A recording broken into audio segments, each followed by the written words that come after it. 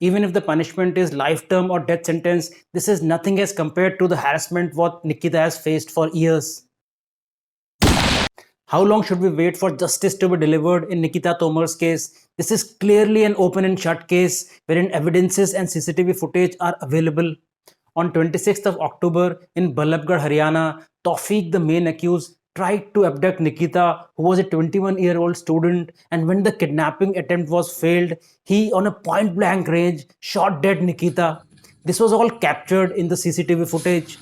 Almost 15 days have elapsed and no constructive decision has come up, although this case has been moved to the fast track court. 2-3 days before, Tawfiq had done a recce of Nikita's college, hence this is a pre-planned murder wherein Tawfiq had come to meet Nikita with revolver and cartridge. It is high time that the authorities, police and the judiciary fast-pace the justice, since public and the victim's family cannot wait for ages to get justice.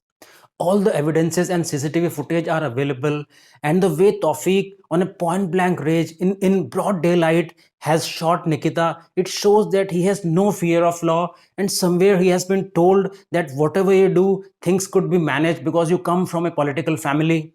As per Nikita's father Mulchand, Tawfiq used to harass Nikita in school days as well, and in 2018 also he had abducted Nikita. FIR regarding kidnapping and molestation was withdrawn after political pressure from Tawfiq's family.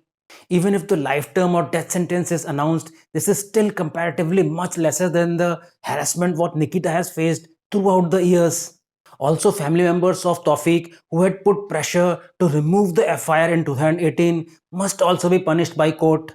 We do understand that cases can get delayed because a lot of evidences are required, but this is typically an open and shut case wherein all the evidences and CCTV footage are available, so we cannot haggle around for the sake of formalities and protocols. The justice in these type of cases should be very fast, hence the term justice delayed is justice denied is seriously applicable over here.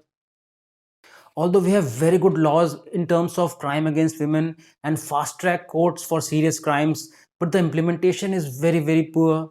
Rather, the laws what we have are comparable to the developed countries, but there's huge gap in implementation. If we take a few examples like Jessica Lal case, Manu Sharma shot dead Jessica Lal in April 1999 and justice was delivered on December 2006. So there was a huge gap of 7.5 years when the family had to go through a tough battle. Even if you take the case of Mohammad Azmal Kasab, who took part in 2008 terrorist attacks, all the evidences and CCTV footage was available. Still, the justice was delivered in November 2012, which was more than 4 years. And throughout that time, a lot of crores of taxpayers' money was spent on his safety. There are serious improvements required with regards to implementation of law. Nobody is supporting Sharia law wherein decision is given next day. But 7.5 years and 4 years is a pretty long time, especially when all the evidences and CCTV footage are available. Because justice is delayed or sometimes not given, that is where incidences like Hyderabad or Kanpur took place, wherein authorities or public take law in their own hands. So we need to understand that point blank range firing in broad daylight is not only on Nikita but on the law and order system of our country, and in a way on every citizen of our country. Let's hope that justice is delivered really fast in this case so that it sets a good precedence and high profile criminals from affluent families and political backing think at least 10 times before committing such heinous crimes. Thank you so much, friends. This is Dr. Vinod Singh. Goodbye.